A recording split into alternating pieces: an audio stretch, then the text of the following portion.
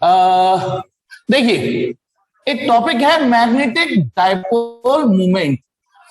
Topic है magnetic dipole. Magnetic dipole, dipole. इससे पहले हम इलेक्ट्रिक डाइपोल तो पढ़ चुके हैं, इलेक्ट्रिक डाइपोल तो पढ़ चुके हैं ना, ठीक है।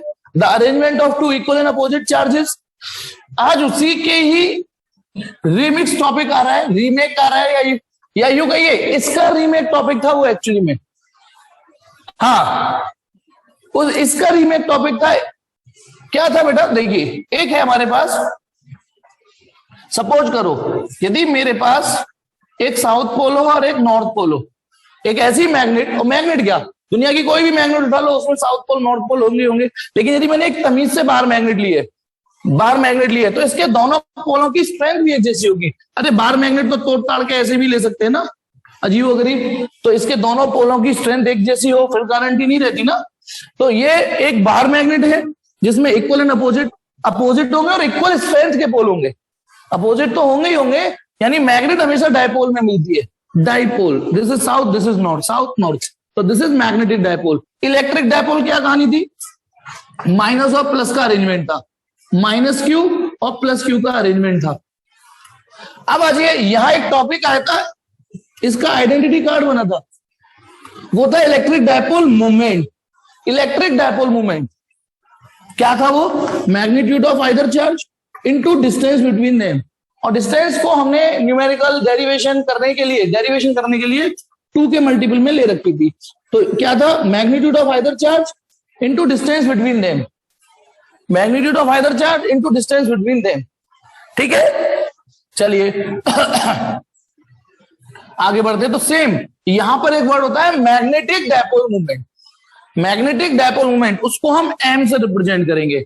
मतलब जैसे इलेक्ट्रिक फील्ड की जगह हम यहां मैग्नेटिक फील्ड पढ़ रहे हैं ना, है ना, इलेक्ट्रिक फील्ड की जगह यहां मैग्नेटिक फील्ड पढ़ रहे हैं, तो यहां इलेक्ट्रिक डाइपोल की बजाय मैग्नेटिक डाइपोल पढ़ रहे हैं। और इलेक्ट्रिक डाइपोल मूवमेंट की बजाय यहां मैग्नेटिक डाइपोल मूवमेंट होता है। और कैलकुलेशन बिल्कुल सेम टू सेम है, इनटू डिस्टेंस बिटवीन देम। समझ में आया कुछ? Into distance between them. ये क्या? इनटू डिस्टेंस बिटवीन देम, यानी डिस्टेंस वाला टॉपिक तो एड्रेस उठा लिया, लेकिन यहां पे चार्ज नहीं ले सकता ना, क्योंकि चार्ज थोड़ी नहीं है, ये इलेक्ट्रिक चार्ज थोड़ी नहीं है।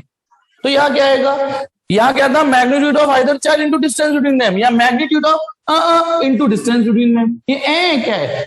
यहां हम लिखते हैं QM। क्या लिखते हैं? QM। नहीं, मास नहीं लिखते, इसको बोलते हैं मैग्नेटिक चार्ज। इसका नाम क्या चीज है? मैग्नेटिक। वो था इलेक्ट्रिक चार्ज, इसको मैग्नेटिक चार्ज। ये क्या चीज है? कुछ नहीं, ये एक स्टाइलिश नेम है जिसको मैग्नेटिक पोल स्ट्रेंथ भी बोलते हैं। मैग्नेटिक पोल स्ट्रेंथ, यानी इन पोलों की ताकत कितनी है, इन पोलों की क्षमता, पोल्स की। क्योंकि देखो, एक मैग्नेट ये रही साउथ पोल नॉर्थ पोल, और एक मैग्नेट ये रही, ठीक है, दोनों इलेक्ट्रिक डाइपोल है, लेकिन ये मैग्नेट तगड़ी भी तो है। इसके पोलों की स्ट्रेंथ, इसके पोल की स्ट्रेंथ से तो तगड़ी होगी, वही पोल स्ट्रेंथ को हम QM से रिप्रेजेंट करते हैं, QM से। Magnetic charge, magnetic pole strength. या एक और सिंबल होता है, QM की जगह हम सिर्फ स्मॉल m लिख देते हैं, स्मॉल m इंटू 2L। मतलब वही है, इसके दो सिंबल है, ये लिख दीजिए, ये लिख दीजिए। हमको बचपन में टीचर ने ये पढ़ाया था, तो हमारी आदत में ये डल चुका है। ओके, बुक्स में भी ये लिखा हुआ है, एनसीईआरटी में ये चलता है सिंबल, लेकिन कोई गलत नहीं है ये भी। एनसीईआरटी खोलोगे तो मैग्नेटिक डाइपोल मूवमेंट इनटू, वो magnetic dipole movement capital M, और मैग्नेटिक पोल स्ट्रेंथ के लिए QM चलता है। दोनों ही ठीक है। इतनी बात समझ में आई? ये क्या आपने पढ़ा? आपने पढ़ा मैग्नेटिक डाइपोल और मैग्नेटिक डाइपोल मूवमेंट। अब एक और चीज ध्यान हो, मैंने आपको बताया था जो इज्जत वहां पॉजिटिव चार्ज की होती थी, वो इज्जत यहां किसकी होती है? जो इज्जत वहां पॉजिटिव चार्ज की होती थी, वो इज्जत यहां नॉर्थ पोल की होती है ना, और जो नेगेटिव की होती थी वो यहां साउथ की होती है। तो तुम्हें ध्यान है, इलेक्ट्रिक डाइपोल वेक्टर क्वांटिटी थी जिसकी डायरेक्शन नेगेटिव टू पॉजिटिव होती थी, negative to positive. Same magnetic dipole movement vector quantity है, वेक्टर क्वांटिटी, और इसकी डायरेक्शन साउथ टू नॉर्थ होगी। नीचे बना देता हूं, कैपिटल एम वेक्टर, क्या होगी डायरेक्शन इसकी, साउथ टू नॉर्थ, ये रट लीजिए। मतलब एक्चुअली मैं आपको बता दूं, पहले ये टॉपिक जनरेट हुआ था, उसके बाद इलेक्ट्रिक डायपोल को भी शामिल कर लिया अपने में। इसकी डायरेक्शन साउथ टू नॉर्थ होती है, मैग्नेटिक डायपोल मूवमेंट की डायरेक्शन साउथ टू नॉर्थ। अब ये टॉपिक तो समझ में आ जाना चाहिए, बिल्कुल कॉपी पेस्ट, वही नेहा कक्कड़ ओ इट्स बादिशाह गाने को थोड़ा सा रीमेक और रिमिक्स कर दिया है, कुछ नए शब्द डाल दिए, सिर्फ ये शब्द डाला है बस, और कुछ नहीं है ना। अब आ जाइए मैग्नेटिक डायपोल, यदि हम बात करें तो आप पिछले कुछ दिनों में कॉइल भी पढ़ी है आपने, ये रही कॉइल, और सपोज करो करंट ऐसे है, डॉट डॉट माने पीछे वाला हिस्सा और सॉलिड माने आगे वाला हिस्सा है ना।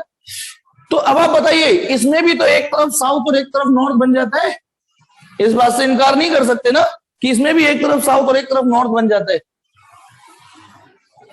देखो, जिधर से एंटी क्लॉकवाइज करंट नजर आएगी, इधर से एंटी क्लॉकवाइज नजर आएगी, तो इधर नॉर्थ पोल बनेगा, और उसके उल्टा यहाँ साउथ। तो मैग्नेटिक डायपोल तो ये भी हुआ या नहीं हुआ? It is also an arrangement of two equal and opposite pole. अब इसमें डायपोल की डायरेक्शन वही, बेटा देखो मैंने कहां से कहां खींची है डायपोल की डायरेक्शन, एरो को फील करिए, कहां से कहां खींचा एरो, वही कंटिन्यूटी फील की है, एम वही continuity, south to north, south to north. अब यानी अब मैं बता रहा हूं, ये जो मैग्नेटिक डायपोल है उसको दो कैटेगरी में क्यों डाला। यदि आपके पास नेचुरल बार मैग्नेट मिल जाए तो आप ये फिजिक्स लगाओगे जो इसके नीचे लिख रही है, बार मैग्नेट, और यदि आपको करंट कैरिंग लूप मिल जाए, करंट कैरिंग लूप, तब आप वो फिजिक्स लगाओगे जो अब पढ़ाऊंगा।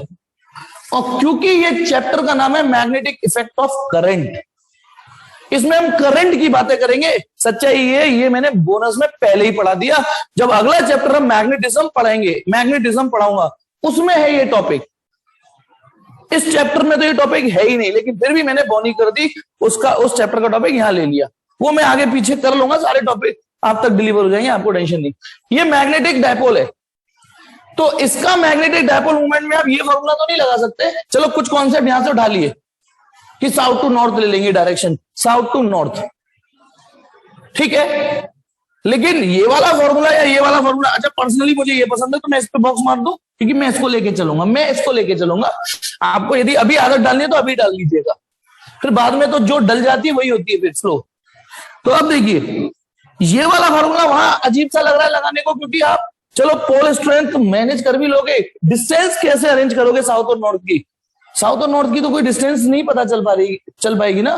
तो यहां फॉर्मूला आपको लगाना है, जो करंट कैरिंग कॉइल होती है, करंट कैरिंग कॉइल होती है, लूप होते हैं, उनका मैग्नेटिक डायपोल मूवमेंट इस फॉर्मूले से नहीं, इससे निकलेगा NAI, नंबर ऑफ टर्न्स। फिलहाल तो मैंने इसमें एक ही टर्न दिखाया है, लेकिन यदि नंबर ऑफ टर्न्स ऐसे करके लपेट दूं, 1 2 3 है ना, तो नंबर ऑफ टर्न्स।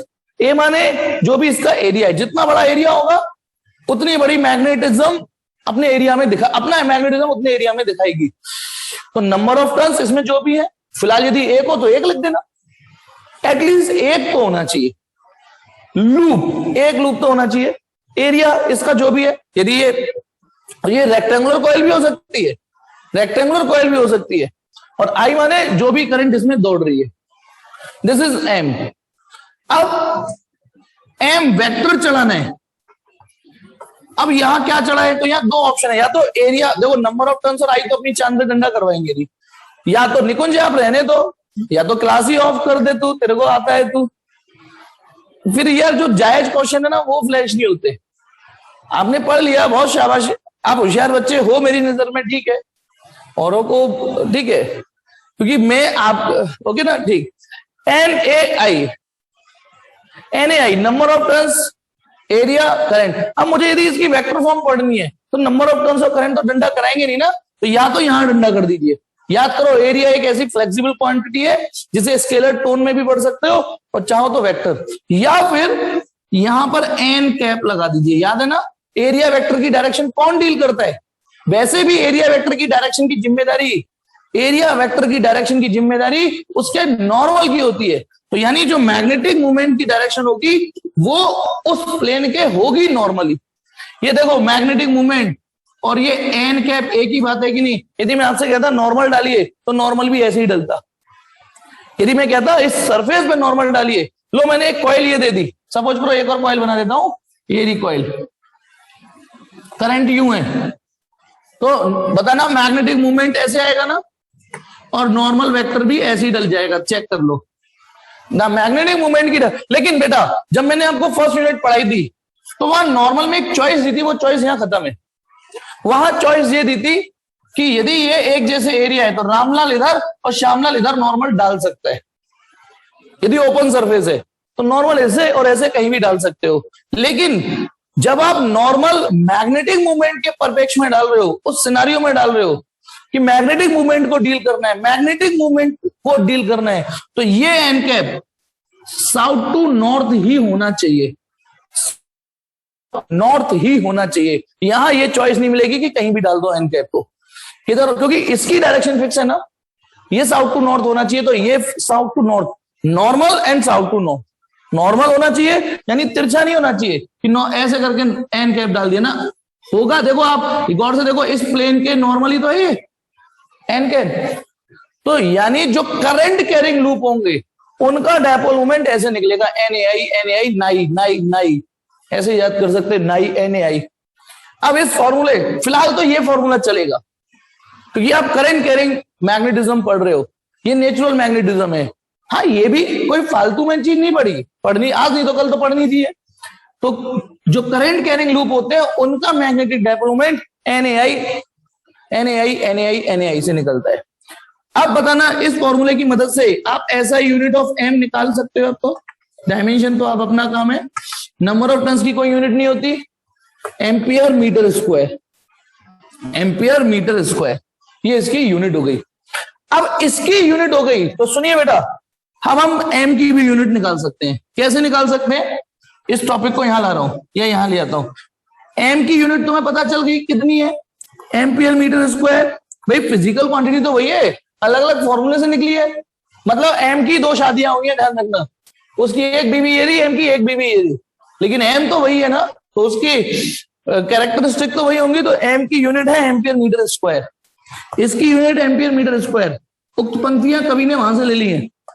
इसकी यूनिट पता नहीं, स्मॉल एम की क्या लिख दी मैंने, पता नहीं, इनटू इसकी यूनिट क्या होगी,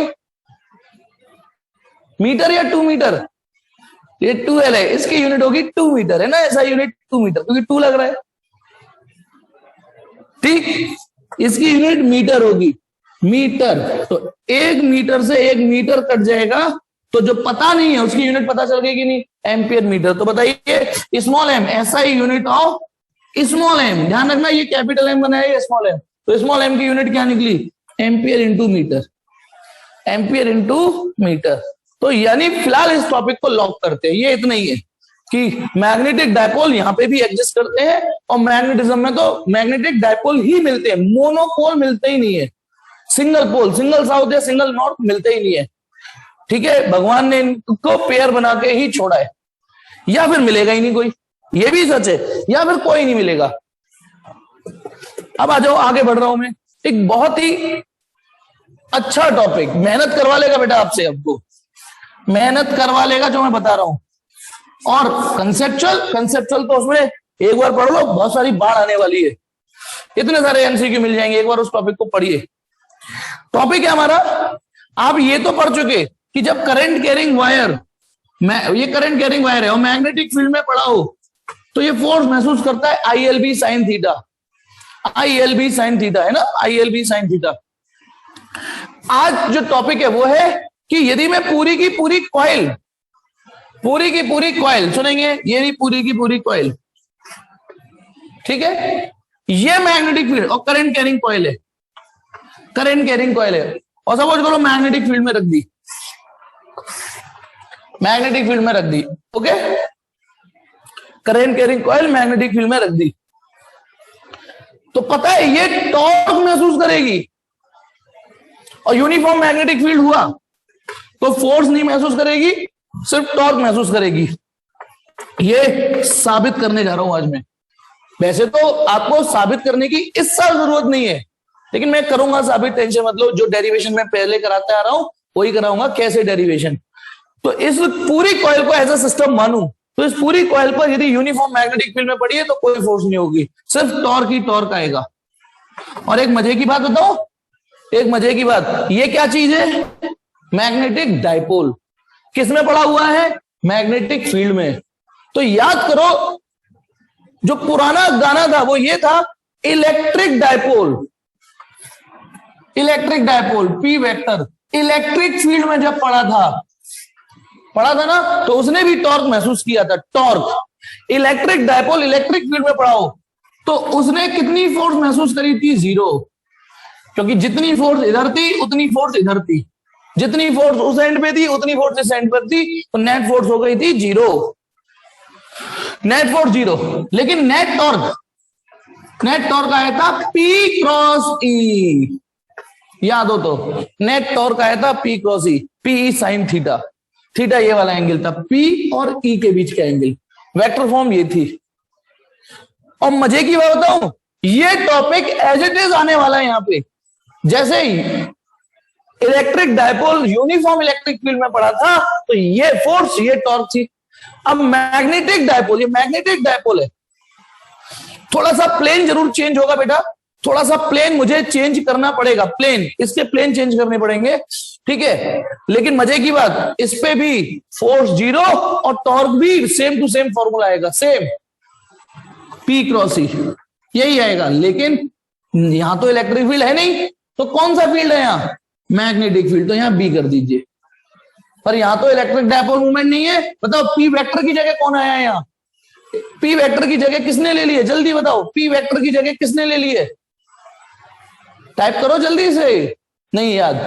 P वेक्टर की जगह चलो अभय और देव ने टाइप किया, M ने ले लिए। इलेक्ट्रिक डाइपोल मूवमेंट की जगह मैग्नेटिक डाइपोल मूवमेंट ने ले लिए। तो बेटा लो, बिना डेरिवेशन के एफर्टलेस फॉर्मूला तो आपको यही याद हो गया। बिना डेरिवेशन किए फॉर्मूले, तो यदि आपको ये याद है, यानी तेल के साथ कंघी फ्री, तेल के साथ कंघी फ्री मिली है, तो F equal to 0, torque equal to, चलिए। लेकिन ये डेरिवेशन यहां पसीने निकाल देगा, क्योंकि यहां आपके पास सिर्फ उसी प्लेन में तो डाइपोल था, उसी प्लेन में इलेक्ट्रिक फील्ड था और 2 फोर्स थी। यहां कलेश आने वाली आपकी जान को। लेकिन मैं हूं ना, आप यदि मेरे साथ ईमानदारी से हाँ करोगे और अपना दिमाग भी लगाओगे तो चलिए, हेडिंग हमारी टॉर्क ऑन अ, सुन लीजिए, हेडिंग में लिख नहीं रहा हूं, सुन लीजिए, torque on a current carrying loop, torque on a current carrying loop, current carrying coil when placed in uniform magnetic field, यदि वो यूनिफॉर्म मैग्नेटिक फील्ड में पड़ी है। अब मेन डेरिवेशन से पहले वार्म अप करना पड़ेगा। देखिए यहां पर मेन डेरिवेशन से पहले एक वार्म अप करते हैं। देखिए, क्योंकि मैं जो फिगर लेने जा रहा हूं वो यदि आपने यहां से नहीं पकड़ा तो फिर वो बड़ा खतरनाक लगेगा। मैंने बेटा कल बाकी बहुत सारी एनिमेशंस देखी थी कि यार मैं कैसे भी, अब तो अच्छा मौका मिल गया है मुझे, एनिमेशन के थ्रू भी आपको वीडियो भेज सकता हूं। एक सिंगल एनिमेशन मुझे नहीं लगी कि वो मुझसे अच्छा जब मुझे लगता है कि एनिमेशन मुझसे अच्छा शायद समझा देंगी तो मैं भेज देता हूं, लेकिन मुझे लगा यार इससे अच्छा उस एनिमेशन में तो मैं ही समझा दूंगा। लेकिन फिर भी एनिमेशंस देख लेना यदि आपको लगे कोई तो देखिए XYZ, पहले टॉपिक पढ़ लो, आप अपने आप समझ जाओगे कि कौन सा एनिमेशन देखना है। एक कॉइल है, ठीक है, वो सॉरी एक्सिस बनाई, माना कॉइल ऐसे बना दी, ये शायद ये ऑरेंज कलर आपको थोड़ा थोड़ा दिख जाता है, तो मैं ये एक कॉइल बनाई मैंने, दिख रहा है बेटा, ये कॉइल बना दी मैंने। अच्छा ब्लू भी दिख जाता है, ब्लू, ये ब्लू और ये ऑरेंज, यहां पास में तो दिख रहे होंगे बेटा, और ये व्हाइट, ऐसे तो अंतर दिख रहा होगा नहीं, पास में तो है ना। ये मीटिंग ये यार वार्निंग दे रही है 10 मिनट बच्चे। चलिए बेटा, तो देखिए बेटा, तो मैं क्या बता रहा हूं, कोई बात नहीं, जो जैसा दिख जाए। तो ये कॉइल है बेटा, ये कॉइल है, ठीक, बता रहा है इसमें करंट ऐसे है, ये करंट ऐसे है, ये करंट है आई, ठीक है, आई करंट दौड़ रही है। इसके डायमेंशंस हैं एल बी, एल इसकी लेंथ है ना, और बी इसकी ब्रेथ है, थोड़ा ऊपर या चलो ऐसे लिख दो, बी इसकी ब्रेथ है, दिख रहा है। एक रेक्टेंगुलर कॉइल है, बताइए किस प्लेन में पड़ी हुई है। बहुत धीमे धीमे चलूंगा आज, बहुत धीमे धीमे पढ़ाऊंगा। सबका साथ सबका विकास, ठीक है, इसलिए 3 मीटिंग भी जा सकती हैं। तो ये एक रेक्टेंगुलर कॉइल है जो एक्स वाई प्लेन में पड़ी हुई है। आप मुझे बताओगे, अच्छा, और सपोज करो मैग्नेटिक फील्ड ऐसे है, बताइए मैग्नेटिक फील्ड ऐसे है, एक यूनिफॉर्म मैग्नेटिक फील्ड में पड़ी हुई है ये, ठीक है, ऐसे ही बहुत है, या एक आध और बना दूं, ठीक। एक यूनिफॉर्म मैग्नेटिक फील्ड में कॉइल पड़ी है, तो मैग्नेटिक फील्ड किस दिशा में है, एक्स एक्सिस। अब यहां पर 2 एंगल आपको सीखने हैं, 2 एंगल, क्योंकि न्यूमेरिकल में 2 वर्डिंग बोल रहा हूं, ध्यान से सुनना। न्यूमेरिकल में ये वर्ड भी बोल सकते हैं, ये भी बोल सकते हैं। ये क्या वर्ड है बताता हूं, late theta be the angle. और बच्चे से यहां गलती होती है, लेकिन यहां सीख लोगे तो आपसे तो गलती नहीं होगी। Let theta be the angle between magnetic field B, B लिख दिया है ना, let theta be the angle angle made by plane of coil, plane of coil with B. अब इसको बेटा लाइन को 2-3 बार स्लोली पढ़िए समझते हुए। ये कौन सा एंगल है कि let theta be the angle made by plane of coil with B, let theta be the angle made by plane of coil with B, यानी कॉइल के पूरे प्लेन ने, जो कि एक्स वाई प्लेन में है, कॉइल किस प्लेन में, एक्स वाई प्लेन में। और बताइए मैग्नेटिक फील्ड भी एक्स डायरेक्शन में, तो प्लेन ऑफ कॉइल, यदि मान लो ये मैंने प्लेन ऑफ ये कॉइल ली, अब आप इसको कॉइल मान लेना बेटा। कॉइल में और इसमें क्या अंतर है, कॉइल में अंदर हाथ डालूंगा तो आर पार हो जाएगा, मतलब वो केवल वायर का फ्रेम है, बस समझ गए, वायर का फ्रेम है।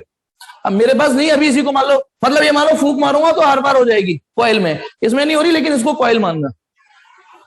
तो मुझे बताइए बेटा, दोनों ही लिख दिए तूने मनीष, एंगल तो एक ही होगा कोई, बताना। सुनिए, कॉइल ये रही, दिख रहे कॉइल ऐसे सामने, और मैग्नेटिक फील्ड यूं है सामने ऐसे, देखो ऐसी तरीके से फील कर लो। तो यदि कॉइल ऐसे रख दो, मैग्नेटिक फील्ड के एरो ऐसे है, ऐसे एक एरो पकड़ लिया मैग्नेटिक फील्ड के, तो बताना मैग्नेटिक फील्ड प्लेन के साथ 0 डिग्री एंगल बना रही है, प्लेन के पैरेलल जा रही है, इस एंगल को बोलते हैं। कुछ लोग 90 बोल रहे हैं, उन्हीं को मैं समझा रहा हूं। मैं मानता हूं पहली बार, इसलिए सुनो, फिर आपको सुनने की ज्यादा जरूरत है।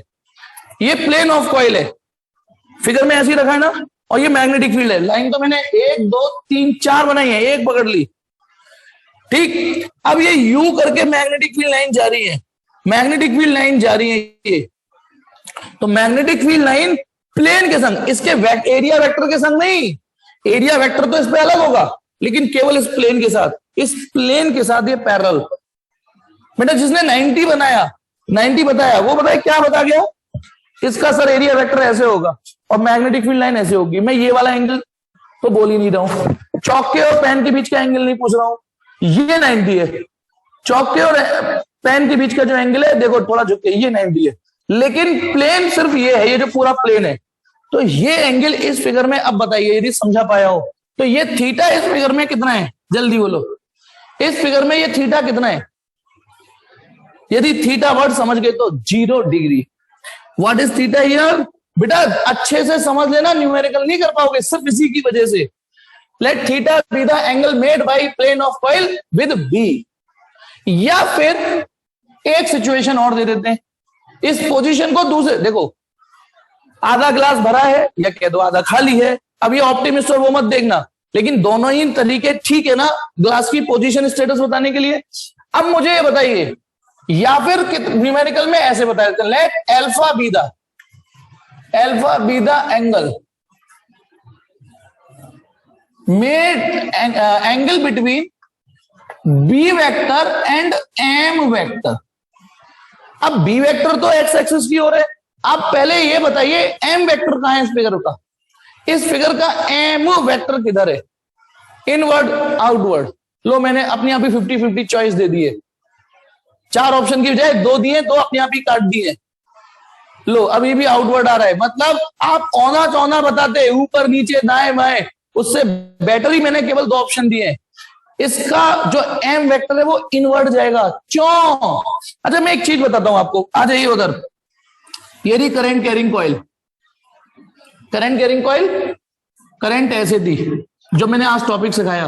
तो इधर नॉर्थ इधर साउथ बना था, तो मैग्नेटिक डायपोल मूवमेंट की डायरेक्शन इधर थी, इधर। और सुनिए एन कैप भी इधर ही डालना है आपको, एरिया वेक्टर भी इधर ही डालना है। आपको एक चीज बताऊं, याद हो तो तुम्हें पता है इलेक्ट्रिक डायपोल एक टॉपिक पढ़ा था हमने, माइनस क्यू प्लस क्यू। और जो नए बच्चे हैं उन्होंने तो हाल फिलहाल में पढ़ा है। एक इलेक्ट्रिक डायपोल एक टॉपिक था। बताइए ये कौन सी लाइन है? ये एक्सियल लाइन है, एक्सियल लाइन है। इस पर जब आपने रिजल्टेंट इलेक्ट्रिक फील्ड निकाला था, रिजल्टेंट, तो प्लस वाले का थोड़ा ज्यादा आया था, नेगेटिव वाले का इधर आया था कम, तो रिजल्टेंट इलेक्ट्रिक फील्ड इधर आया था, याद आ रहा है? रिजल्टेंट इलेक्ट्रिक फील्ड, प्लस वाले का इलेक्ट्रिक फील्ड इधर, माइनस वाले का इधर, तो उनका रिजल्टेंट इधर आया था। तो ये ई एक्सियल था ना, ई एक्सियल था या नहीं था इलेक्ट्रिक फील्ड? और ये माइनस ये प्लस, ये डायपोल वेक्टर था। तो मैंने डायपोल वेक्टर और ई एक्सियल वेक्टर में एक रिलेशन बताया था डायरेक्शन में। वो ये बताया था कि पी वेक्टर और ई एक्सियल वेक्टर एक ही दिशा में होते हैं। पी वेक्टर की दिशा और ई एक्सियल वेक्टर की दिशा एक जैसी होती है, डायरेक्शन। याद आ गया? ये सेम टू सेम टॉपिक है। बताना ये एम वेक्टर एन, जैसे यहां पी वेक्टर और ई एक्सियल वेक्टर एक ही बात है डायरेक्शन में, तो एम वेक्टर एन कैप और B axial vector, B axial याद करो। बी एक्सियल तो आपने निकाला है ना डेरिवेशन, बी एक्सियल तो पास में जाके निकाला है ना। और इसके लिए मैंने एक ट्रिक बताई थी, अपनी राइट हैंड की उंगलियां करंट की डायरेक्शन में घुमा लीजिए, जिधर अंगूठा जा रहा है वो पी एक्सियल है। अपने राइट हैंड की उंगलियां करंट की डायरेक्शन में फ्लो करा लीजिए, तो जिधर अंगूठा जा रहा है वो बी एक्सियल है। लेकिन अभी अभी सर ने जिस तरीके से रिवाइज कराया, आपको समझ में आ गया कि ये वाली ट्रिक एम वेक्टर पर भी काम कर जाएगी, क्योंकि एम वेक्टर और बी एक्सियल वेक्टर होते एक ही दिशा में है। तो इसीलिए ये ट्रिक, अपनी राइट हैंड की उंगलियां घुमाइए, अंगूठा जिधर जा रहा है वो एम वेक्टर या एन कैप या बी एक्सियल वेक्टर है। बोलो पल्ले पड़ा या नहीं पल्ले पड़ा? याद करने के लिए इतना लंबा लेके आया हूं मैं कि आपको एफर्टलेस याद हो, आपको एफर्टलेस याद हो, इसलिए इतना लंबा लेके आया हूं। तो अब आप बताइए, ये रही करंट की डायरेक्शन, यू जा रही है करंट, है ना, करंट यू जा रही है, उंगलियां घुमाइए, अंगूठा अंदर जा रहा है, अंगूठा अंदर जा रहा है। और यदि ये जेड एक्सिस है तो वो माइनस जेड एक्सिस की ओर जा रहा है। तो सुनिए बेटा, एक क्रॉस मार देता हूं मैं यहां, ये क्रॉस किसका? इसके एम वेक्टर का। बोलो पल्ले पड़ गया कि नहीं? ये क्रॉस किसके लिए इसलिए नीचे लिख दिया, एम वेक्टर, क्योंकि वो अंदर चला गया। अच्छा फ्रंट पे तो साउथ, भाई क्लॉकवाइज करंट आ रही है तो फ्रंट पे तो साउथ पोल है, नॉर्थ पोल इसके पीछे होगा, साउथ टू नॉर्थ डालोगे उससे भी एम वेक्टर जा रहा है पीछे। तो सुनिए बेटा, let alpha be the angle between B vector and M vector. तो बताइए बी वेक्टर है व्हाइट कलर की लाइन जो उधर एक्स एक्सिस की ओर दिखा दी है, और एम वेक्टर अंदर है। तो बताइए बी वेक्टर और एम वेक्टर के बीच का एंगल कितना है? बी और एम के बीच में जल्दी से बताइए एंगल कितना है? 90। तो सुनिए, जब हम न्यूमेरिकल करते हैं तो वो या तो ये बताता है, सुन लीजिए ढंग से सुन लेना, कि plane of the coil of magnetic field 0 degree बना रही है। यानी इस पोजीशन को, सपोज करो मैंने फिगर नहीं बनाया, वो शब्दों से कह रहा है, वो कह रहा है कि एक सिचुएशन लीजिए कि एक कॉइल है ना, और उस कॉइल का प्लेन मैग्नेटिक फील्ड से 0 डिग्री एंगल बना रहा है। नेक्स्ट मीटिंग, चलो बेटा नेक्स्ट मीटिंग तो सुनेंगे बेटा, सुनते चलो धीमे धीमे, बहुत मेहनत करवाने वाला है, लेकिन एक भी कॉन्सेप्ट लूज नहीं होने दूंगा। तो वो कॉइल की पोजीशन 2 तरीके से बोल सकता है। वो ये बोल सकता है कि कॉइल का प्लेन, हर शब्द पे ध्यान देना, कॉइल का प्लेन मैग्नेटिक फील्ड के पैरेलल है। यानी मैं यहां दुबक जाता हूं पहले ताकि आपको ये दिखे नहीं। बताइए, शब्द ये दे रखा है कि कॉइल का प्लेन मैग्नेटिक फील्ड के पैरेलल है, तो आप मुझे थीटा के बारे में कमेंट करिए, कितना थीटा है इस शब्द से? कॉइल का प्लेन मैग्नेटिक फील्ड के पैरेलल है, जी हाँ थीटा 0 है। या इसी शब्द से अल्फा के बारे में कमेंट करिए, अल्फा के बारे में कमेंट करिए इसी शब्द से, कॉइल का प्लेन मैग्नेटिक फील्ड के पैरेलल है, कॉइल का प्लेन मैग्नेटिक फील्ड के पैरेलल है, तो कॉइल का जो नॉर्मल जाएगा अंदर चला जाएगा, वो मैग्नेटिक, ये क्रॉस मैग्नेटिक फील्ड के साथ 90 बना रहा होगा। और हाँ, ये जो एंगल है अल्फा, वो बी और एम या और बी एंड एन कैप के बीच का भी एंगल ही है, क्योंकि एन कैप और बी वेक्टर, वो एन कैप और एम वेक्टर एक ही बात है। अभी आपको और तंदुरुस्ती के लिए, आपकी और तंदुरुस्ती के लिए एक एग्जांपल और लेता हूं, तब जाके बहुत अच्छे से। सपोज करो ये हमारे घर का गेट है, इमेजिन करो ये घर का गेट है, और थोड़ी देर के लिए इमेजिन कर लो कि ये यहां पर हिंग्ड है। हिंग्ड मतलब जहां पे वो लटका हुआ होता है, हालांकि ये कॉइल लटकी हुई नहीं है, लेकिन सपोज करो ये। अब यदि मैं इस गेट को हैंडल से पकड़ के, ये हैंडल है, यूं करके खोल दूं, तो ये फिगर ऐसे दिखेगा ना, बताना। केवल गेट खोल दिया मैंने, तो ये रही एक्स एक्सिस, ये रही वाई एक्सिस, ये रही जेड एक्सिस, और कॉइल ऐसे दिखेगी ना, या गेट ऐसे दिखेगा कि नहीं, और ऐसे करके देखना बेटा, सही बनाया गलत बनाया मैंने। मतलब यदि इसे गेट मानूं और गेट को ऐसे खोल दूं, तो ये फिगर ऐसे दिखे, केवल गेट। अब और मैग्नेटिक फील्ड लाइन ऐसे हो, क्योंकि जब सवाल आएगा तो सवाल में तो वो कॉइल कहीं भी रख सकता है ना, तो आपको कहीं की भी प्रैक्टिस होनी चाहिए कि रख दे तू कहीं से। हमारे को ऋतुराज भैया ने पढ़ाया ऐसे है कि कैसे भी रख दो आप, हमको कॉन्सेप्ट क्लियर हो गया। ये रहा बी वेक्टर, मतलब इस फिगर और इस फिगर में सिर्फ कॉइल का प्लेन मैंने चेंज कर दिया है घुमा के। तो अब आप बताइए, नई घोड़ी नई चाल, नई, इस वाले फिगर को नहीं देखना है, पहले वाले को सिर्फ ये शब्द पढ़ने हैं। इस शब्द को पढ़ के बताइए कि इस फिगर में थीटा कितना है, इस फिगर में थीटा कितना है। थीटा माने, मन में पहले पूरा बोलिए, angle between magnetic field and plane of coil. हाँ, अब ये वो 90 बन गया है, ये थीटा 90 डिग्री बन गया है। बेटा हमेशा स्मॉलर 180 नहीं लेंगे, 0 और 180 की चॉइस हो तो स्मॉलर लेंगे कि नहीं लेंगे। 0 और 180 की चॉइस हो, भाई एक ने बोला सर 180 भी तो ले सकते हैं, पहले तो 180 का लॉजिक ही नहीं है, इसमें 180 का लॉजिक ही नहीं है। एक बार को 180 आप यहां सोच सकते थे, यहां तो कोई बताना। प्लेन, कॉइल किस प्लेन में पड़ी हुई है, कॉइल किस प्लेन में पड़ी हुई है, कॉइल पड़ी हुई है वाई जेड प्लेन में, मैग्नेटिक फील्ड है एक्स एक्सिस की ओर, तो प्लेन वाई जेड है और बी एक्स एक्सिस की ओर है, तो उस प्लेन में और एक्सिस के बीच में 90 डिग्री तो एंगल हुआ, तो इस फिगर में थीटा 90 है। अच्छा अब दूसरा बताना, इसमें एम वेक्टर किधर आएगा, बताइए एम वेक्टर किधर आएगा, एम वेक्टर, हाँ अब आएगा आउटवर्ड। अब है दीक्षा का आ रहा है आउटवर्ड, विनय चौधरी का आउटवर्ड, अमन का ठीक आ रहा है, सुमित का ठीक आ रहा है, काजल का अभी भी आउटवर्ड आ रहा है, कन्हैया का ठीक आ रहा है, काजल का आउटवर्ड आ रहा है, सौरभ आउटवर्ड। जल्दी जल्दी टाइप करो। इसका मतलब आप 12th के लायक ही बच्चे नहीं हो, लायक बच्चे ही नहीं हो, तुम पिटने लायक हरकतें कर रहे हो, पता नहीं क्यों आपका दिमाग। बताना, ये इसकी शादी एम वेक्टर की ऐसे हो गई, पता पहले फिगर में एम वेक्टर अंदर था ना, ये पेन इसलिए नहीं दिख रहा क्योंकि वो अंदर है। अब मैंने यू करके घुमा दिया था, तो एम वेक्टर इधर ही तो आएगा, और अंधाधुंध कुछ भी बोल देना, बेहूदो जैसी हरकत करना। यहां देखिए कॉइल वाई जेड प्लेन में, पहली बात एम वेक्टर और N cap, M vector N cap एक ही बात होती है, नॉर्मल, इसका नॉर्मल नॉर्मल चलेगा, इधर आएगा normal, this is an cap. अब नॉर्मल इधर क्यों नहीं, पहली बात तो इनवर्ड और आउटवर्ड का मतलब समझ में नहीं आ रहा आप लोगों को, पास में होते तो मेरे हाथ से थप्पड़ खा लेते। इस कॉइल वाई जेड प्लेन में है, वाई जेड प्लेन में है कॉइल, तो इसका नॉर्मल इधर ही तो आएगा। हाँ ये मैं मान सकता हूं कि इधर की बजाय इधर एक बार को जल्दबाजी में गलती हो सकती थी कि कोई एक्स की बजाय माइनस एक्स बता देता, लेकिन ये क्या कि आउटवर्ड आएगा कि इनवर्ड आएगा। अच्छा ये बताइए, ये एन कैप या यू कहिए, एम वेक्टर भी यही है। ओ शाह जी, ये भी गंगाधरी शक्तिमान है ये यहाँ। अब मुझे ये बताइए, उंगलियों का इस्तेमाल करिए, अपने आप समझ में आ जाएगा। अंगूठा इधर आ रहा है या इधर से देखोगे तो करंट एंटी क्लॉकवाइज नजर आएगी, इधर नॉर्थ इधर साउथ।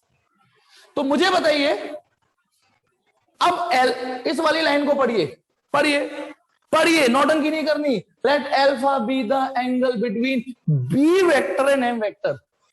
देखिए बी वेक्टर और एम में इस वाले फिगर में कितना एंगल बन रहा है, बी वेक्टर और एम वेक्टर के बीच में एंगल बनना है 0, यानी और अल्फा इक्वल टू 0। सवाल या तो थीटा बता के आता है या अल्फा, लेकिन बात एक ही है, बात एक ही है बेटा।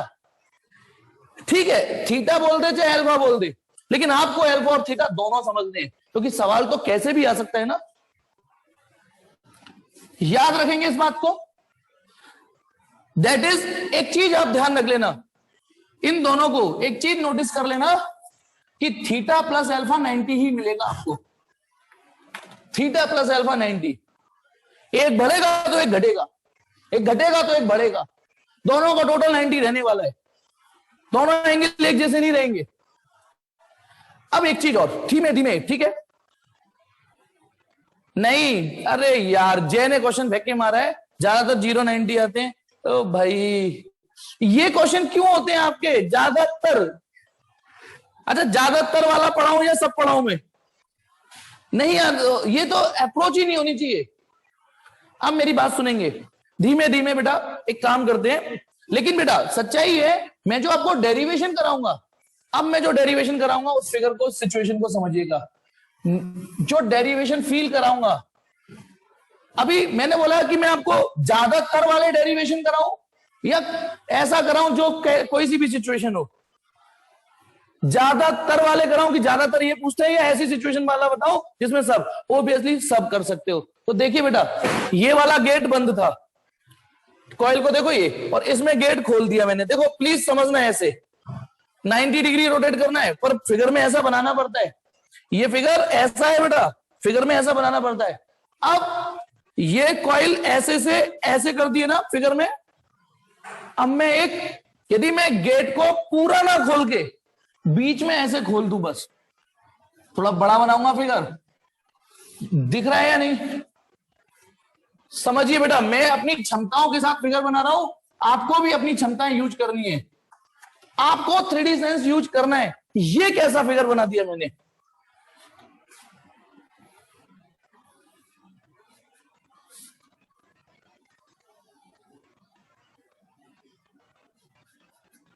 पहले समझिए, ये कैसा फिगर बना दिया है मैंने? आधा गेट खोला है बस, बिल्कुल आधा, मतलब रैंडमली बीच में ले लिया है मैंने। हाँ बिल्कुल, कन्हैया की तरह आप भी कोई कॉपी वॉपी हाथ में ले लो और फील करते चलो कि गेट पहले वाले फिगर में ऐसे था, दूसरे वाले में बिल्कुल 90 कर दिया, लेकिन सर एक रैंडम सिचुएशन ले रहे हैं, रैंडम, ठीक है, और करंट ऐसे करके।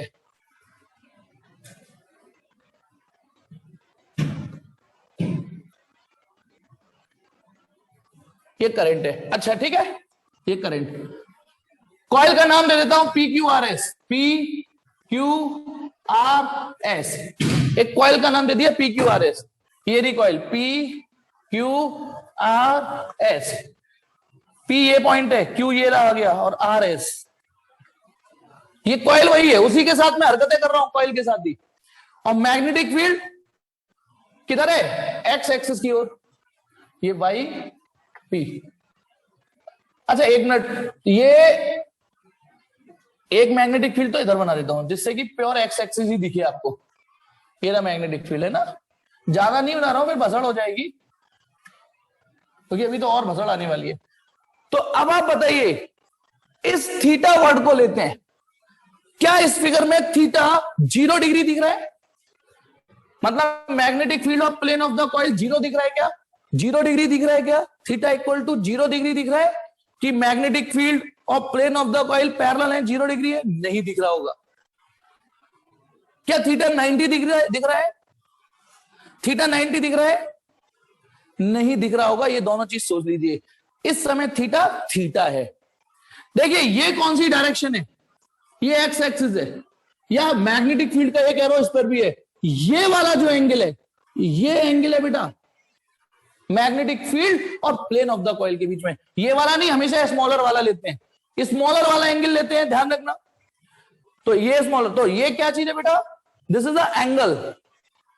किस किस के बीच का एंगल है? तसल्ली से देख लीजिए, प्लेन ऑफ द कॉइल, या यहां पर भी ये एक मिनट, एरो थोड़ा छोटा कर देता हूं, ये थीटा है। तो एक बार बताओ, कॉइल ऐसे थी, इसको थीटा डिग्री, सुनो बेटा ऐसे समझो लो, मैंने इसको थीटा डिग्री खोल के रोक दिया है, बस थीटा डिग्री। तो पहले 0 डिग्री एंगल बना रही थी, अब बताइए, अब तो थीटा है ना, ये एंगल भी थीटा होगा बेटा। ये थोड़ा छोटा बनाया है लेकिन समझ गए होगे। समझ में आया या नहीं आया? ये फिगर समझ में आ रहा है कि magnetic field of plane of the coil, मैंने दोनों तरफ से दिखा दिया, ऊपर नीचे से। अच्छा, इसमें एम वेक्टर, एम एम जो कंजड़े यहां पे गलत बता रहे थे, एम वेक्टर किधर जाएगा वो भी मैं बता देता हूं। ये एम वेक्टर की डायरेक्शन है नॉर्मल, ये एम वेक्टर या यूं कहिए एन कैप। सोच लीजिए आराम से, स्लोली इसको यहां पर, ठीक है ना। ये वाला फिगर था, एम वेक्टर किधर था, इस वाले पहले फिगर में, इन द वेरी फर्स्ट फिगर। मैं इसमें छेद कर दूं यार, इसमें तो अन्याय हो जाएगा एनसीईआरटी का। एक मिनट, कुछ मिल जाए मुझे। हाँ मिल गया एक, वही, इसको ही ले लेते हैं ना।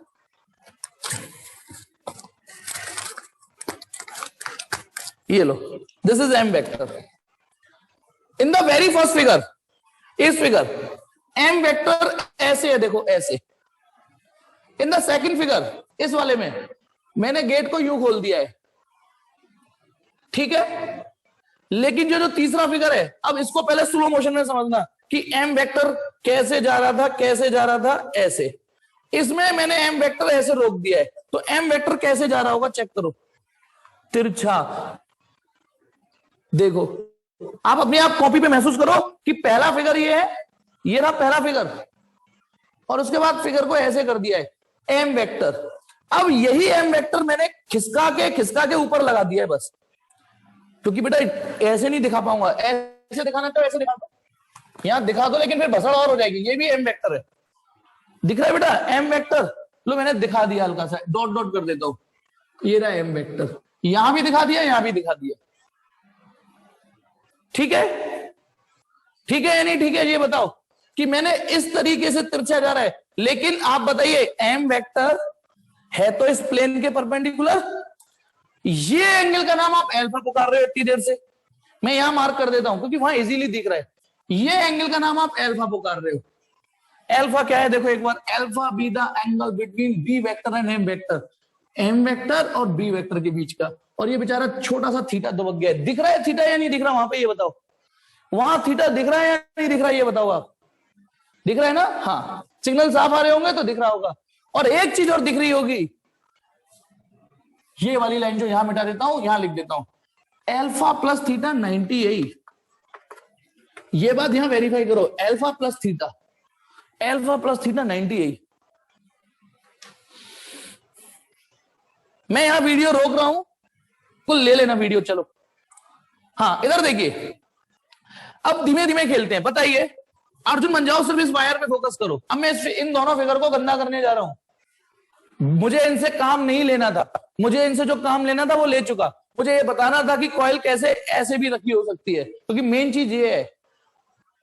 इनके थ्रू मुझे थीटा और अल्फा समझाने दे, और शायद अपनी बात डिलीवर कर चुका हूं, 90% डिलीवर कर चुका हूं, 10% आपकी मेहनत चाहिए बस। ये अब मुझे बताइए, हमें इस पूरी कॉइल पर क्या असर होगा, ये डेरिवेशन में करना है। हाँ कन्हैया, अब देखिए, पहले एक्टिंग करो, इस वायर को देखो, सब लोग इस वायर को देखो। इसकी करंट ये रही, इसकी करंट ये रही, और मैग्नेटिक फील्ड ये रहा। बताओ ये वायर कितनी फोर्स महसूस करेगा, पी क्यू वायर। जल्दी बताइए, पी क्यू वायर कितनी महसूस करेगा। कौन सा फॉर्मूला लगाना है, I L cross B. I L cross B का फॉर्मूला लगाना है, एफ वेक्टर इक्वल टू। बताइए ये वायर तो ये फोर्स ही नहीं महसूस करेगा। क्यों? क्योंकि आई और बी के बीच का एंगल 0 है, और इसमें आई और बी के बीच का एंगल 180 है। तो ऊपर और नीचे वाले वायर तो फोर्स ही नहीं महसूस करेंगे। ऊपर वाला वायर और नीचे वाला वायर फोर्स ही नहीं महसूस कर पाएगा। ठीक है, चलो। लेकिन ये वायर तो करेगा ना महसूस, ये वाला। उंगलियों का इस्तेमाल करो, this is first vector, this is second vector. उंगलियों का इस्तेमाल करो, उंगलियों का। ये वाली उंगली मुझे आई की रखनी है, जो ऊपर है, मैग्नेटिक फील्ड इधर है। बताइए इस पर अंगूठा किधर आ रहा है, सिर्फ इतने वायर पे, सिर्फ इस वायर पे फोर्स किधर जा रही है, इनवर्ड। माधव कमाल कर रहा है, एक्स की ओर इनवर्ड जाएगी। लगा लीजिए, मैं रुक रहा हूं, इस पर इनवर्ड एरो जाएगा। तो देखिए बेटा, मैं एक क्रॉस लगा दूं, समझना तो पड़ेगा। अब ये क्रॉस किसका है भैया, ये क्रॉस तो एम वेक्टर का है। ये क्रॉस, इस पर मैंने नाम दे दी एफ, एफ लिख देता हूं खाली, है ना, या F3, क्योंकि F1 और F2 सुनो F1 F2 तो जीरो हो गया, ऐसे समझो F1 और F2, F1 और F2 तो थे ही नहीं, ठीक। अच्छा क्रॉस कह रहा है, अच्छा सॉरी माधव, मुझे लगा एक्स कह रहा है, ठीक ठीक। निकुंज अपवर्ड क्यों आएगी तेरी, क्यों भाई, करंट ये रही, करंट ये रही, मैग्नेटिक फील्ड ये रहा, लगाइए उंगलियां, या तो तू निकुंज नहीं है या तू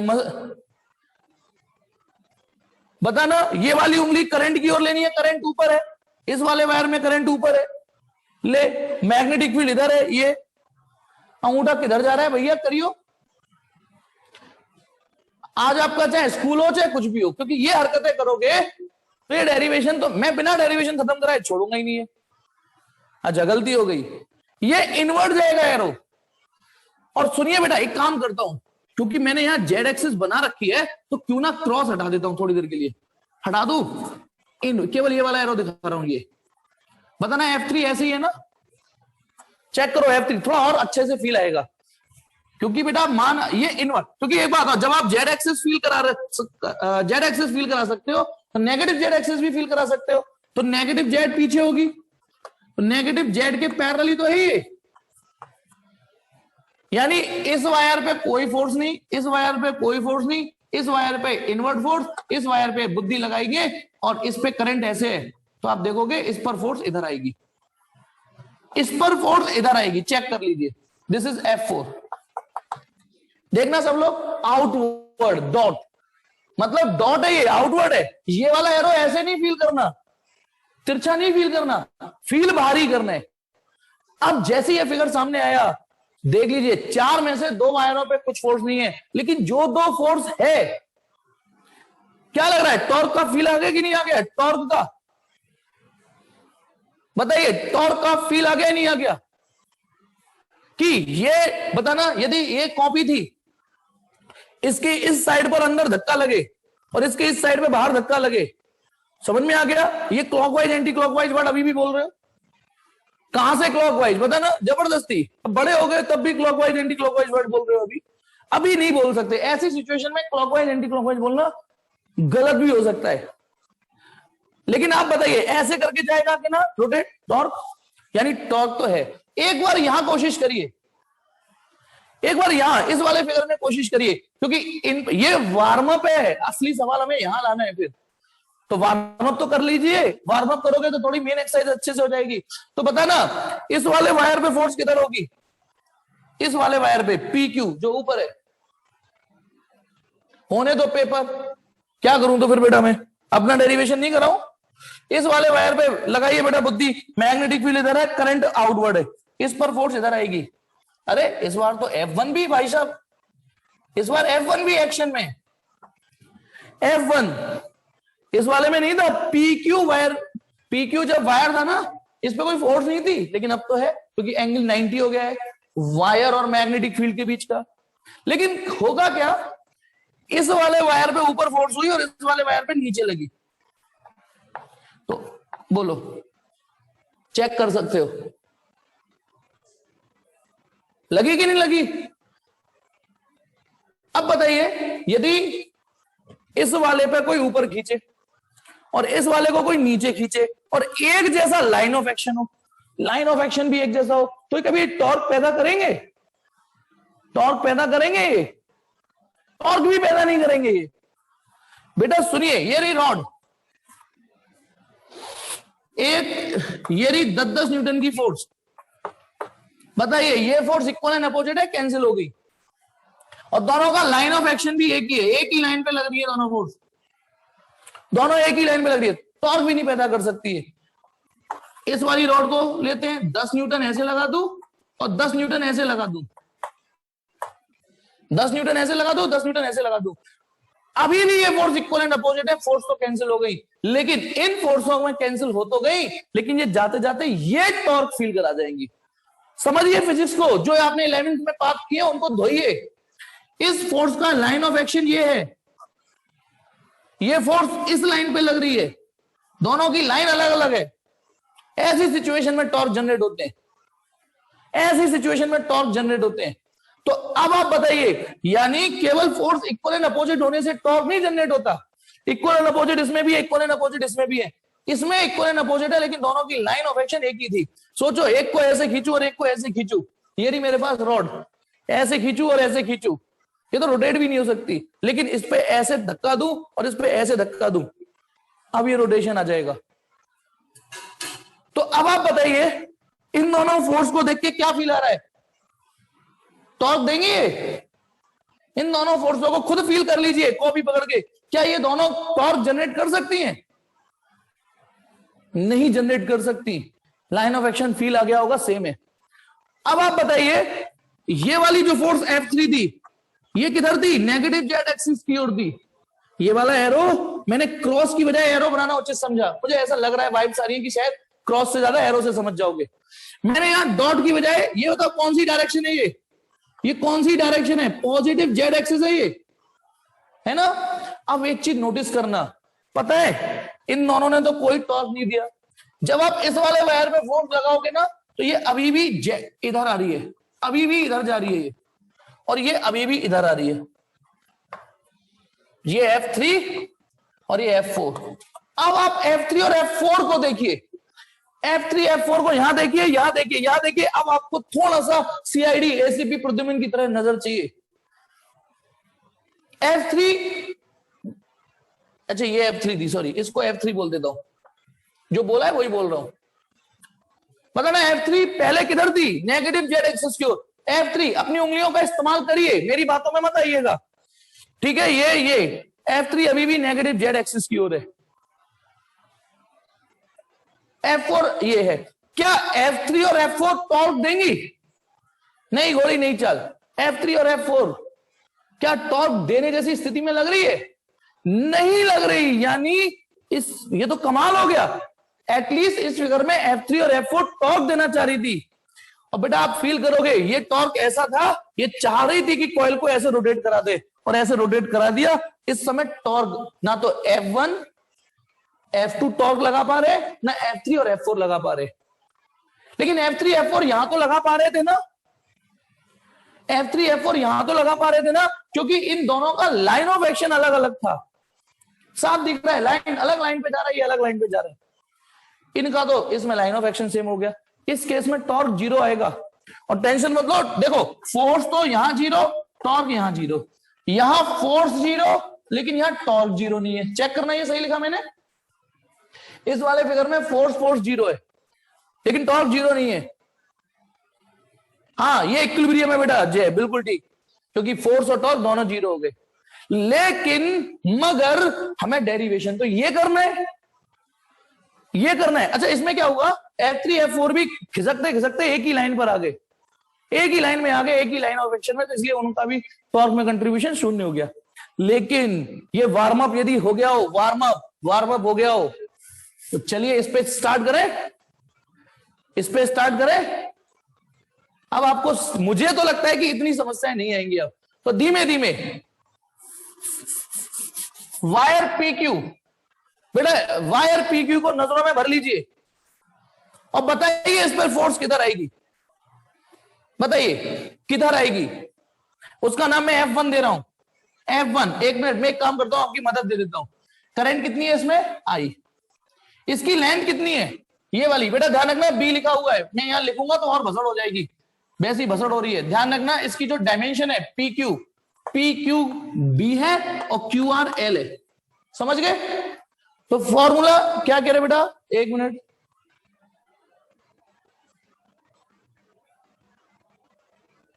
हाँ अभी तो मैंने स्टार्ट किया है। तो पहले बताइए, यदि मैं ये वाला फॉर्मूला लगाऊं, F equal to ILB sine theta, केवल मैग्नीट्यूड, तो इसमें करंट कितनी है? I करंट दौड़ रही है। इसकी लेंथ कितनी है? इसकी लेंथ तो PQ है ना, और PQ है B। कंजड़े मत बनना कि सर आप L लिखो, L लिखो, आपने तो L समझा है। अरे जो लेंथ होगी वो लिखूंगा। इस PQ वायर की लेंथ तो PQ है और PQ है B। किस मैग्नेटिक फील्ड में पड़ा ये? B। और बताइए साइन कितना है? किस किस के बीच का एंगल? IL और B। तो देखो IL ये रहा IL की डायरेक्शन, ये IL की डायरेक्शन है, और ये B की डायरेक्शन है। IL और B के बीच का एंगल थीटा है। अब ये बताइए ये फोर्स किस दिशा में है? उंगलियों का इस्तेमाल, मैग्नेटिक फील्ड इधर, करंट इधर कर दो, थोड़ी ऐसे कर देना तिरछी, चलो थोड़ी सी तिरछी करना अलाउड होता है, ऐसे कर देना, मतलब एग्जैक्टली करंट और बी परपेंडिकुलर नहीं है, थोड़ा ऐसे, तो आप देखोगे इस पर जो फोर्स आ रही है, जो फोर्स आ रही है वो अपवर्ड आ रही है। ये F1 है बेटा, F1। आप अपने नोट्स भी खोल लीजिए बेटा, क्योंकि ये फिगर आप बना नहीं पाओगे, देखते भी चलो नोट्स में भी देखते चलो बेटा। ये F1 का एरो समझ में आ गया सबको? F1 का एरो समझ में आ गया? ठीक है, बताइए अब F2 देखते हैं।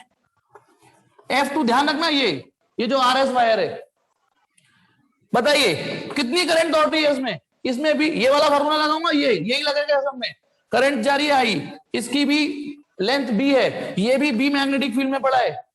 अब बताइए साइन, जल्दी बताओ, साइन, साइन थीटा या क्या? नोट्स के ऐसे तैसी, अच्छा ऐसे समझ में आ रहा है तो वेरी गुड। मेरे को पहले एंगल में जो पूछ रहा हूं वो जवाब दीजिए। यहां आएगा साइन 180 माइनस थीटा। बेटा जैसे आपने साइन थीटा बोला है तो आपके पाप धुल इसलिए गए क्योंकि साइन थीटा और साइन 180 माइनस थीटा होता बराबर है, लेकिन लिटरली तमीज से चलोगे तो देखो करंट ये रही ना, और मैग्नेटिक फील्ड का एरो ये रहा। आप देखिए अभी मैंने एक मीम भी डाला था, टेल से टेल मिला, ये वाला एरो आईएल का इनवर्ड आ रहा है और ये आउटवर्ड। करंट इस पॉइंट पर इनवर्ट जा रही है, मैग्नेटिक फील्ड इस पॉइंट से बाहर जा रहा है, तो रूल के हिसाब से बताना क्या ये एंगल हो सकता है इन दो वेक्टरों के बीच का? एक एरो अंदर जाए और एक एरो ऐसे जाए तो रूल के हिसाब से तो ये हो ही नहीं सकता। इस एरो को उठा के यहां लाइए पहले, ये होगा एंगल इन दोनों के बीच में। तो बताओ ये एंगल कितना है? ये एंगल है बेटा 180 माइनस थीटा। ठीक है, तो करंट और बी के बीच का एंगल लेना है हमको। वो बात अलग है कि आपके पाप धुल गए कि साइन 180 माइनस थीटा भी साइन थीटा ही होता है। अब बताइए, नहीं ठीक है बेटा, क्वालिटी बिल्कुल ठीक है, यहां ठीक आ रही है। अब बताना, हाँ ये डायरेक्शन, ये वाली फोर्स की डायरेक्शन F2 वो किधर आएगी? उंगलियों का इस्तेमाल करो, मैग्नेटिक फील्ड उधर है, करंट पलट गई है, और आप उंगलियों का इस्तेमाल करिए, ये फोर्स F, ये वाली जो फोर्स है ये इधर आ रही है, F2 इधर है। मैं यहां रुक रहा हूं 5 सेकंड 10 सेकंड लीजिए, इनको प्रैक्टिस करा के लाया हूं यहां पे मैं। उंगलियां इस्तेमाल करिए, मैग्नेटिक फील्ड इधर है, करंट को ठोक दीजिए अंदर है, अंगूठा नीचे आ रहा है। अब आप बताइए, अभी हालांकि 4 में से 2 वायर सॉल्व हुए हैं, 4 में से, लेकिन जो 2 सॉल्व हुए हैं वो आपको क्या स्थिति दे रहे हैं? एक I B B sine theta F1 और F2 एग्जैक्टली इक्वल है। अब तो फीलिंग नहीं, अब तो न्यूमेरिकल वैल्यू बोल रहा हूं, दोनों एग्जैक्टली इक्वल है, और एक अपवर्ड है और एक डाउनवर्ड है। तो बताइए इनका टॉर्क में कंट्रीब्यूशन, पहले बताइए नेट फोर्स में कंट्रीब्यूशन कितना होगा इस पेयर का? नेट फोर्स जब मैं निकालूंगा, तो नेट फोर्स में कंट्रीब्यूशन 0 और नेट टॉर्क में भी कंट्रीब्यूशन 0। जब नोट्स में लाइन पढ़ोगे तो क्या लिखा होगा अभी बता देता हूं, these two force F1 and F2 are equal and opposite, so they will cancel each other, and again these two forces have same line of action, so these two forces have same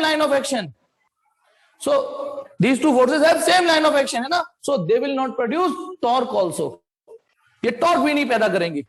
चलो भाई फिलहाल इतना मिटाता हूं मैं, क्योंकि जो जो होते जा रहे निपटाते जाओ, टेंशन मत लो, क्योंकि आपको यहां मेहनत करा चुका हूं तो ये इस पर काम करना आसान होगा। अब बताइए 2 वायर रह गए, एक तो ये वाला वायर रह गया है, एक ये वाला वायर, कोई सा भी वायर पकड़ लो, मान लो मैंने ये वाला वायर ले लिया, इसको F3 ले लेते हैं।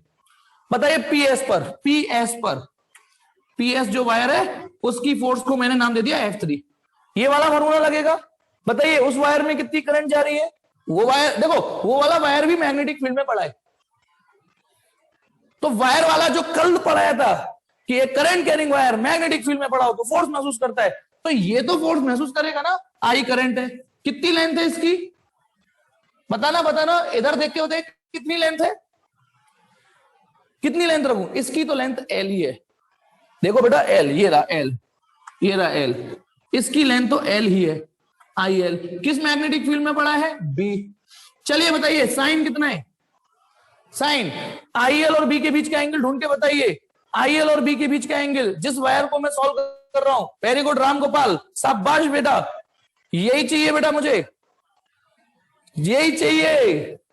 जल्दी बोलो, बस एक राम गोपाल ने बोला, बाकी सब गीले पटाखे हो गए हैं। कन्हैया वेरी गुड, इतनी देर लगती है? प्रमोद वेरी गुड, 90 है ये, बहुत है बेटा, सबके नाम बोलूंगा तो बैच। क्योंकि देखो करंट ये रही, करंट जा रही है वाई एक्सिस में, देखो करंट की डायरेक्शन वाई एक्सिस की ओर है और मैग्नेटिक फील्ड एक्स एक्सिस की ओर है।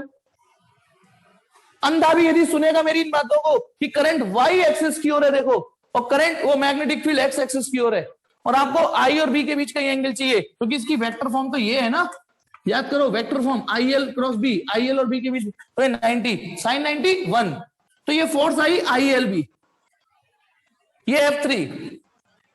अभी मैं डायरेक्शन निकलवाऊंगा है नहीं, पहले इसको और सॉल्व कर लेते हैं। क्यू आर, जो क्यू आर वायर है उस पे फोर्स मैंने नाम दे दी F4, क्यू आर वाले वायर पे F4 फोर्स दे दी, वही करंट वही लेंथ वही मैग्नेटिक फील्ड, और वो भी साइन 90 मैग्नेटिक, क्योंकि ये वाला वायर वाई के पैरेलल है, इसके पैरेलल है ना, इसके पैरेलल है, तो ये भी वाई के पैरेलल, वो ये एक्स एक्सिस की ओर, तो साइन 91।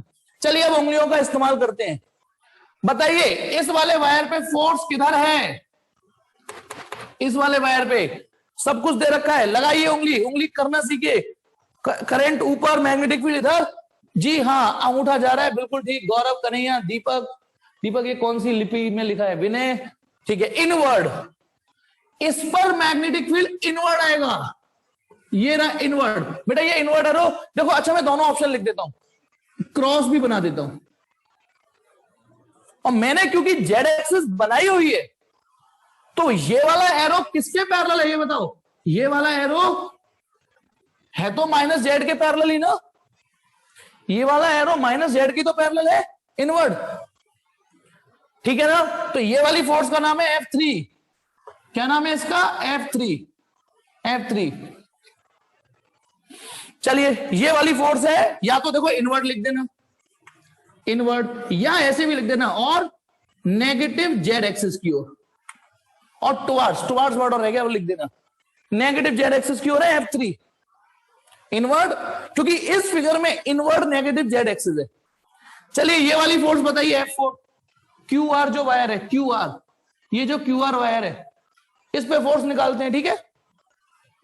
तो जब आप उंगलियों का इस्तेमाल करोगे, करंट इधर, मैग्नेटिक फील्ड इधर, अंगूठा बाहर आ रहा है, बाहर यानी डॉट, लेकिन क्योंकि बाहर, अच्छा ये भी तो बाहर ही है, पर जब मैं इस जेड एक्सिस को ऐसे बना सकता हूं, तो फिर इस फिगर में ये बना दीजिए, ये वाला F4 है। तो F4 ये या तो लिख दीजिए आउटवर्ड या towards positive Z axis, towards. अब आप बताइए ये भी इक्वल एंड अपोजिट है, देखो ILB इनवर्ड आउटवर्ड या नेगेटिव जेड, ये भी फोर्स कैंसिल कर गई। तो बताइए नेट फोर्स कितना हुआ डायपोल पे, इस कॉइल पर नेट फोर्स कितनी आई? नेट फोर्स कितनी आई? 0, नेट फोर्स तो 0। यानी एक चीज तो साबित कर दी कि डायपोल यदि यूनिफॉर्म फील्ड में यहां भी पड़ा हो, ये डायपोल भी है, इसका डायपोल मूवमेंट भी है, ये रहा एम वेक्टर, भूल मत जाना, फोर्स तो 0। लेकिन बताना क्या F3 F4 भी टॉर्क में कंट्रीब्यूशन नहीं है? क्या F3 और F4 का भी टॉर्क में कंट्रीब्यूशन नहीं है? यार इनका तो कंट्रीब्यूशन है। तो फिर बेटा टॉर्क का एक ही फॉर्मूला मैंने रिवाइज कराया और एक ही से काम हो जाएगा, ये एक्स एक्सिस। बताना टॉर्क का फॉर्मूला क्या है? Magnitude of either force, magnitude of either force into perpendicular distance. पूरा करोगे सेंटेंस, मैंने चलो आधा लिखा है, कोई सेंटेंस पूरा करेगा, परपेंडिकुलर डिस्टेंस। और बेटा शाम वाले बैच वालों को भी ये पता होगा आपको, मैग्नीट्यूड ऑफ आइदर फोर्स, जैसे ये दोनों फोर्सेस का पेयर, टॉर्क, इसको कपल भी बोलते हैं, है ना। हाँ अक्षत ने ठीक बोला, perpendicular distance between line of action of the forces, perpendicular distance between line of action of forces. तो बेटा बताइए F1 और F2 लूंगा या F3 या F4 लूंगा? भाई F1 F2 मिट गए, मेरे से गलती हो गई, मिटा दिए मैंने ये वाले। F1 मैंने लिखा है ना मैग्नीट्यूड ऑफ आइदर फोर्स, तो F1 F2 में से किसी एक का मैग्नीट्यूड लेना है या F3 F4 में से किसी एक का मैग्नीट्यूड लेना है? ओबियसली F3 या F4 में से एक का मैग्नीट्यूड लेना है, क्योंकि F1 F2 तो टॉर्क ही नहीं दे रहे। मैंने लिख दिया ILB, सही लिखा या नहीं लिखा? ILB, ILB सही लिखा ना? या तो ये ले लो ये। अब रह गई जो असली कलेसिस डेरिवेशन में अब बची है, वो है 3D में ये फील करना कि F3 और F4 के बीच की परपेंडिकुलर डिस्टेंस कितनी है। मुझे ये बताइए इस वाले फिगर में F3 और F4 की परपेंडिकुलर डिस्टेंस कितनी है? चलिए यदि मैं इस केस में टॉर्क निकालता तो F3 और F4 की परपेंडिकुलर डिस्टेंस कितनी है? PQ यानी B। इस केस में ना परपेंडिकुलर डिस्टेंस B है, इस वाले केस में ये B है। और बताना इसमें F3 और F4 में ये वाला जो फिगर है इसमें परपेंडिकुलर डिस्टेंस कितनी है? इस वाले फिगर में F3 और F4 की लाइन ऑफ एक्शन की परपेंडिकुलर डिस्टेंस कितनी है? 0। अब जो मेरी जो मेहनत लगेगी वो इसी चीज को, क्योंकि जो समझ गए अरे यार दोनों का लाइन ऑफ एक्शन एक ही हो गया, जब दोनों फोर्स एक ही लाइन ऑफ एक्शन पे आ गई।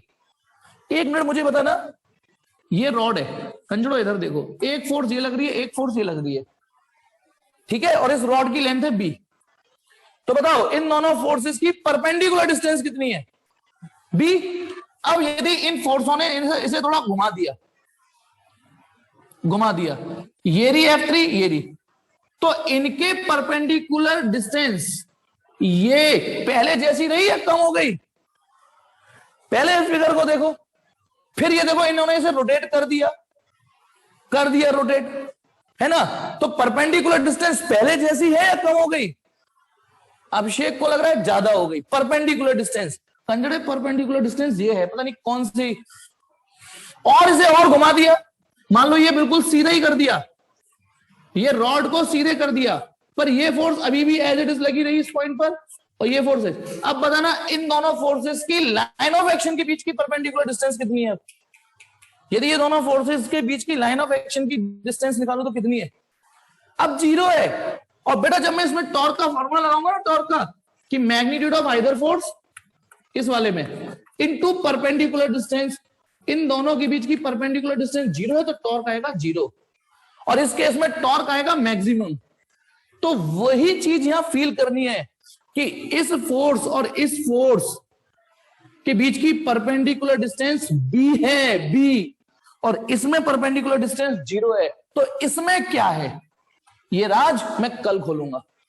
आपका टास्क है ये, आज का प्रोजेक्ट है कि यहां परपेंडिकुलर डिस्टेंस कितनी है, किस किस के बीच की? F3 और F4 की।